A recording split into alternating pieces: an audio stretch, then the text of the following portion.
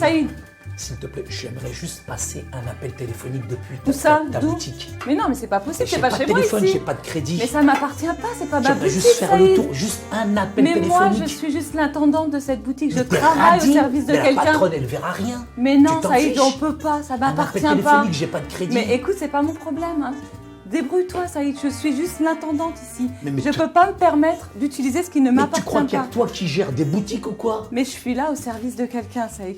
Tu sais ce que c'est un intendant? L'intendant, en fait, il est celui qui gère la propriété. Il n'est pas le propriétaire, Saïd. C'est important de te le rappeler. Je possède pas cette boutique. Tu comprends? Alors, au niveau de la gestion, je voudrais simplement te dire une chose.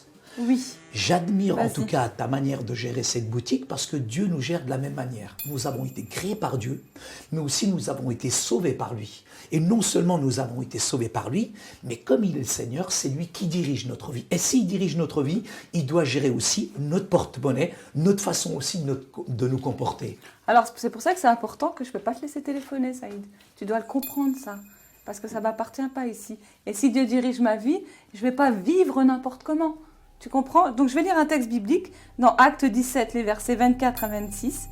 Dieu qui a fait le monde et tout ce qui s'y trouve, étant le Seigneur du ciel et de la terre, n'habite point dans les temples faits de mains d'hommes. Il n'est point servi par des mains humaines, comme s'il avait besoin de quoi que ce soit. Lui qui donne à tous la vie, la respiration et toutes choses, il a fait que tous les hommes sortis d'un seul sang habitent sur toute la surface de la terre, ayant déterminé la durée des temps et les bornes de leur demeure. Alors, le texte que tu lis est vraiment intéressant dans le sens où il nous amène justement à cette définition de l'intendance. Et c'est vrai que comme Dieu nous a créés, il nous a donné aussi cette responsabilité et je crois qu'il nous a donné par-dessus tout des capacités, des aptitudes, des dons, des talents qui sont extraordinaires. Mais tous ces dons et ces talents, par exemple, toutes ces pâtisseries que je vois, à mon avis, c'est quelqu'un qui a des dons et des talents qui a pu faire toutes ces choses-là. C'est moi. Et écoute, je suis en tout cas impressionné parce que je ne mange pas les mêmes à la maison. Mais tout ce que je voudrais te dire en tout cas, c'est te dire que ces aptitudes, ces dons qui sont remarquables, sont donnés pour le service et pour le royaume de Dieu. Donc c'est essentiel, c'est important pour nous de bien gérer les talents et les dons que Dieu T'as nous raison, donne. Saïd, c'est pas moi qui les a préparés. Malheureusement, c'est pas mon talent. Mais il faut savoir une chose, c'est qu'il y a 3 choses dans la tendance. Il y a les dons, il y a les talents, et il y a aussi l'aptitude, parce que c'est aussi la capacité de pouvoir faire les choses, l'aptitude. Et ça, c'est important. Regarde, moi, par exemple, il y a des choses que je sais très bien faire. Tu vois, toi aussi, par exemple. Mais attends, en fait, tu es un bon orateur. Mais ça, tu as travaillé pour en arriver là. Mais je me demande combien de temps tu as fait ça. Parce que Mais la ça y est. gestion du temps, elle est importante Oui, aussi. mais c'est pas Dans moi qui les ai préparés, je t'ai dit. Ah oui, mais c'est la vrai. personne qui prépare ça, c'est sûr, elle s'appelle Nadia. Et c'est Waouh. sûr que Nadia, elle y met d'abord beaucoup d'amour. Elle y met aussi beaucoup de temps. Et c'est vraiment un talent qu'elle a. Et qu'elle a travaillé. Parce que pour réussir à faire ça, c'est des heures de préparation dans les recettes. Justement, tu dis que c'est des heures de préparation. Ça veut dire que la gestion du temps, elle est importante. Il y a 24 heures. Donc, je sais en tout cas que le temps est important parce que souvent on dit que le temps, c'est de l'argent. Donc, la bonne gestion du temps dans notre vie de famille, dans notre vie personnelle, au travail est importante. Et je crois que tu n'es pas payé à rien faire. Et justement, moi, je te vois en train de travailler, etc. Et ça, c'est important. Et l'autre chose qui est importante, c'est la gestion de finalement l'argent que Dieu nous donne. Et cet argent qu'il nous donne, finalement, on sait que l'argent, c'est un bon serviteur, mais ça peut être aussi un mauvais maître. Et cet argent, nous devons aussi l'utiliser pour le royaume de Dieu. C'est-à-dire qu'il y en a qui parfois s'enrichissent, mais je dirais dans un but personnel, d'une manière égoïste, égocentrique. Et je pense que tout ce que nous avons, si Dieu nous le donne, il faut qu'il soit en tout cas utilisé dans de bonnes conditions et de la bonne manière. Je crois que de toute manière, ça y est, dans la vie, il faut être équilibré en tout. Il faut savoir gérer son temps. Il ne faut pas passer trop de temps dans quelque chose ou pas assez. Tout à fait. Et je vais te lire un autre texte biblique, justement, qui parle du temps. Et il est dit dans Psaume 90, 12, « Enseigne-nous à bien compter nos jours, afin que nous appliquions notre cœur à la sagesse. » Et tu parlais aussi de l'argent tout à l'heure. Et c'est vrai que dans la vie, Dieu nous appelle quand même à prospérer, à ne pas rester au niveau là où nous sommes, mais à aller de l'avant. Il nous a donné des dons, il nous a donné des capacités et il faut vraiment les travailler. Une chose qui est importante aussi, comme le dit la Bible, dans 2 Corinthiens 8, versets 1 à 5, « Nous vous faisons connaître, frères, la grâce de Dieu qui s'est manifestée dans les églises de la Macédoine à travers la grande épreuve de leur affliction, leur joie débordante et leur pauvreté profonde ont produit avec abondance de riches libéralités de leur part. Ils ont, je l'atteste, donné volontairement selon leurs moyens, et même au-delà de leurs moyens. Nous demandons avec de grandes instances la grâce de prendre part à l'assistance destinée aux saints.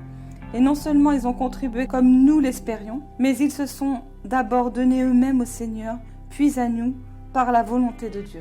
On voit là en tout cas une consécration, une abnégation, et en même temps on voit vraiment cette libéralité, mais la manière dont ils donnent avec joie. Ils avaient peu, mais ils donnent. Et c'est ce qu'on remarque aujourd'hui en tout cas, parfois on pense que c'est les riches qui donnent, mais parfois ce sont au contraire celles qui ont cette grande générosité dans le cœur, peut-être c'est celles qui n'ont rien. Et ce que j'aime, c'est qu'ils contribuent, non pas à un titre personnel, mais pour l'avancement du royaume de Dieu. Il y en a tellement qui construisent pour leur propre royaume, mais cela c'est pour le dessein éternel de Dieu. C'est vrai que c'est important de partager avec les autres ce qu'on a, parce que la parole de Dieu, elle dit aussi qu'as-tu que tu n'aies reçu. Et c'est vrai que si Dieu nous donne beaucoup, c'est important aussi de pouvoir redistribuer aussi aux plus pauvres.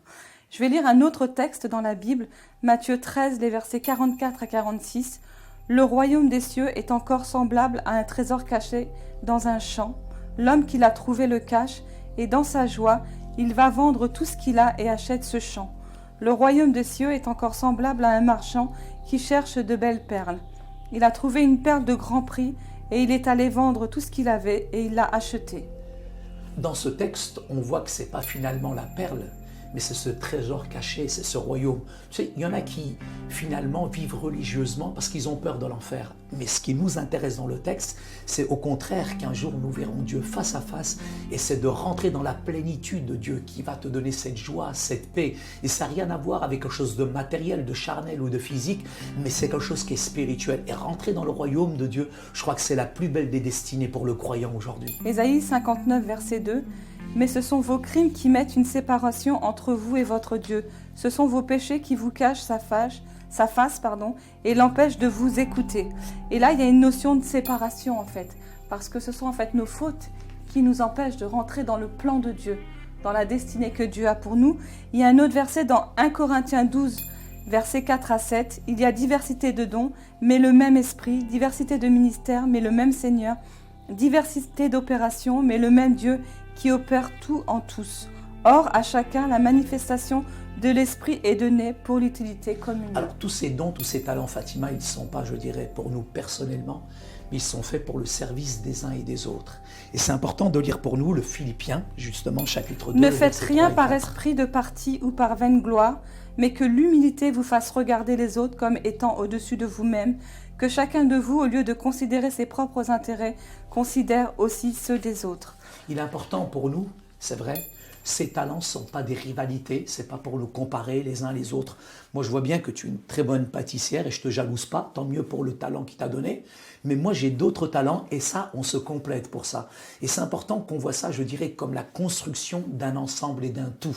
C'est essentiel, c'est important, je dirais, de voir ça comme ça.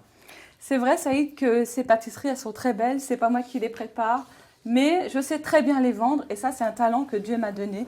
Mais tout ce qu'on fait, je pense que dans la vie... on n'est pas propriétaire de ce que nous avons. On n'est pas propriétaire de nos talents. C'est pour ça que je te demande de partager éventuellement avec moi ce macaron. Celui-là, c'est le préféré. C'est 2 € pour toi.